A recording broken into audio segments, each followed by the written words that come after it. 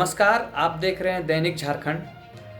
आज की इस वीडियो में हम देखने वाले हैं कि आखिर 23 नवंबर को तो वैसे झारखंड का जो चुनाव हुआ है, विधानसभा चुनाव, उसका परिणाम आ जाएगा। लेकिन उससे पहले एक इंटरव्यू के दौरान एग्जिट पोल को ध्यान में रखते हुए जेएमएम और बीजेपी, जो कि एक दूसरे को झारखंड विधानसभा चुनाव में एक दूसरे को चुनौती देते नजर आ रहे हैं, उसके बावजूद एक दूसरे पर किस तरह का आरोप प्रत्यारोप लगाते नजर आ रहे हैं चुनाव के परिणाम से पहले, इस वीडियो में हमको पूरा दिखाएंगे।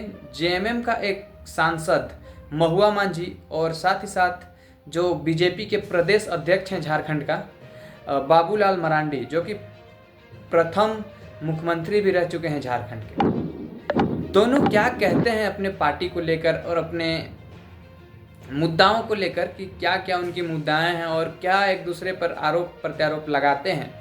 तो चलिए दिखाते हैं आपको कि आखिर क्या कुछ कहा है ये दोनों वरिष्ठ नेताओं ने अपनी अपनी पार्टी को लेकर। बाबूलाल मरांडी जी हमारे साथ, पूर्व मुख्यमंत्री झारखंड के, खुद चुनावी मैदान में है वो भी इस बार। बाबूलाल जी, बहुत स्वागत है आपका आज तक पर।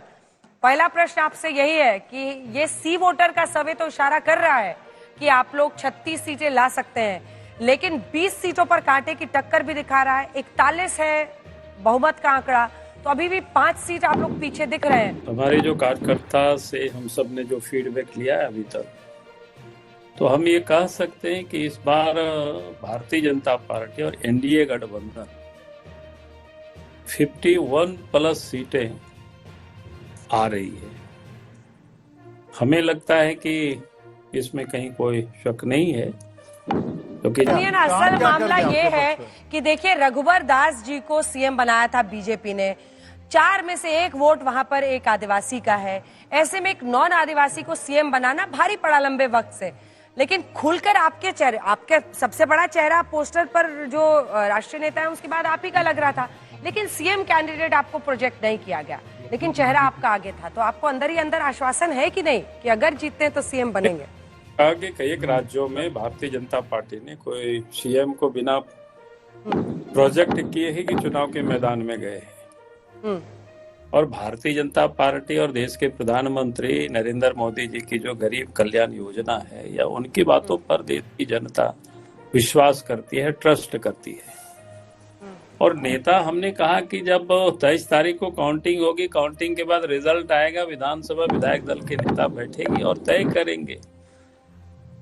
चंपई सोरेन लोग कह रहे हैं सर कि कोलाहन के इलाके में बहुत अच्छा शायद नहीं कर पाए, जिस पर आप लोगों ने इतने घोड़े अपने लगा दिए हैं। उनको पार्टी में लाने का मतलब क्या है बाबूलाल मरांडी के लिए? और इसी के साथ नहीं, मैं एक दो बता दूं स्पष्ट रूप से। एक तो झारखंड प्रदेश में पिछले 5 वर्षों से हेमंत सोरेन के नेतृत्व में सरकार चली। 5 वर्षों में आपने देखा कि करप्शन किस प्रकार से ऊपर से लेकर के नीचे तक, यानी आम लोगों की जीना मुश्किल हो गया था। कानून व्यवस्था पूरी तरह से हालत खराब थी, जहां पर मां बहनें भी कहीं कोई सुरक्षित नहीं थी। फिर दूसरी तरफ जहां आपने कहा कि ट्राइबल क्षेत्र में, तो वहां डेमोग्राफी जो बदली है और उसमें सबसे अधिक अगर कोई प्रभावित हो रहे हैं तो सीधा सीधा तो ट्राइबल समाज के लोग हो रहे हैं, आदिवासी समाज के लोग हो रहे हैं। 1951 से लेकर के 2011 के बीच में पूरे झारखंड में 10% की आबादी ट्राइबल की कमी हुई है। संथाल परगना अगर एक पार्ट को हम देखते हैं तो 16% की कमी उनके लिए चिंता का विषय है, क्योंकि उनको आबादी के प्रोपोर्शनेट लोकसभा। बिल्कुल जी मरांडी जी, अब मैं जवाब दूं जी। और यही इसका जवाब आप भी दे दीजिए, क्योंकि देखिए कई जगहों पर लगभग 4 से 5% जो आदिवासी समुदाय है उसकी आबादी में गिरावट सबसे बड़ा इन्होंने मुद्दा बनाया घुसपैठियों का। क्योंकि अगर यही नंबर्स रिजल्ट में आते हैं तो महुआ जी ऐसा लगेगा कि वो सही साबित हुआ। संथाल परगना में आदिवासी आबादी का बहुत सम्मान के साथ, मैं बाबूलाल जी को बहुत सम्मान के साथ प्रणाम करती हूँ और दर्शकों को भी, और अपना जवाब देना चाहूंगी कि सबसे पहले भ्रष्टाचार की बात आई थी कि हमारी सरकार पर भ्रष्टाचार का आरोप भाजपा ने लगाया। लेकिन मैं एक चीज पूछना चाहूंगी कि अभी मुझे याद है अमित शाह जी ने हमारे पार्लियामेंट में एक सेशन में गीता को मधु कोड़ा जी का नाम लेके कांग्रेस के ऊपर आरोप लगाया था कि उन्होंने ऐसे भ्रष्टाचारी को अपने पार्टी में रखा है। और उसके 10 दिन के अंदर अंदर मैंने देखा कि गीता कोड़ा जी को अपने पार्टी में ज्वाइन कराकर एमपी टिकट भी दिया गया और उन्हीं मधु कोड़ा जी को अपने पार्टी में शामिल कर लिया गया।